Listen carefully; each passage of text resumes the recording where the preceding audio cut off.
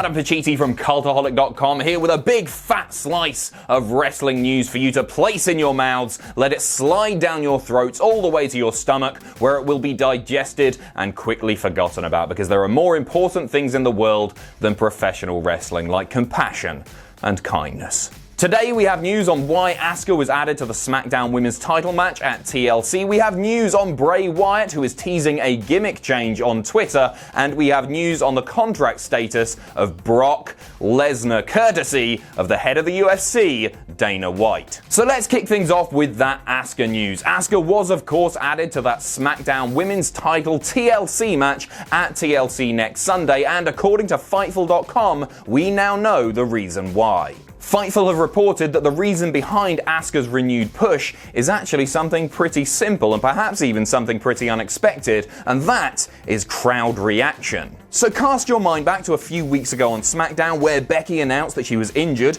and wouldn't be able to compete at Survivor Series in her match against Ronda Rousey. Becky went down the line of potential replacements, and when she got to Asuka, the crowd erupted. Becky would go on to pick Charlotte because, obviously, but it's clear who the audience really wanted. Well, don't say that Vince never listens to his WWE universe, because that's exactly what happened. He heard the reaction, was caught off guard by it, and decided to make that upcoming TLC match for the SmackDown Women's title a triple threat. I think it's fair to say that Asuka has been lost in the shuffle since her streak ended at WrestleMania, being defeated by Charlotte Flair. Since then, she's teamed with Naomi, she's been beaten by Carmella when she was the SmackDown Women's Champion, and well, you took your pissing time, Vinny. Next up, we have news regarding a possible gimmick change for Bray Wyatt. Early this morning, Bray took to Twitter with a rather cryptic tweet which reads, "Today I am someone different. Today I have finally become who I really am."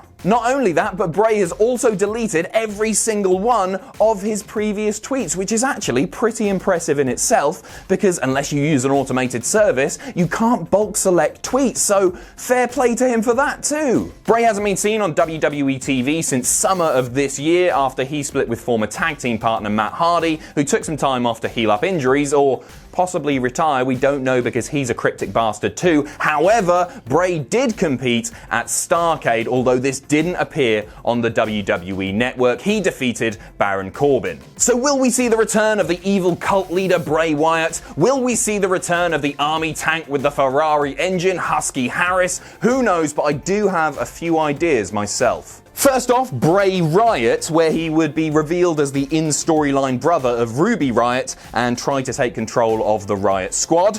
Cray Wyatt, where he's just, like, mental. Nay Wyatt, where he's half horse. Or, 'tis the season, Slay Wyatt, where he's basically Santa Claus. I'm still available for hire, Vince. And finally, onto that Brock Lesnar news, which comes courtesy of the head of the UFC, Dana White. During a press conference this week, Dana White revealed that Brock has signed, and I quote, "a bunch of new deals with the WWE," before making it clear that these deals wouldn't prohibit Brock from competing for the UFC. It's difficult to know exactly what Dana means by this, as these could relate to merchandising deals, licensing deals, or perhaps it is appearance deals. However, it does seem like Brock Lesnar isn't going anywhere anytime soon.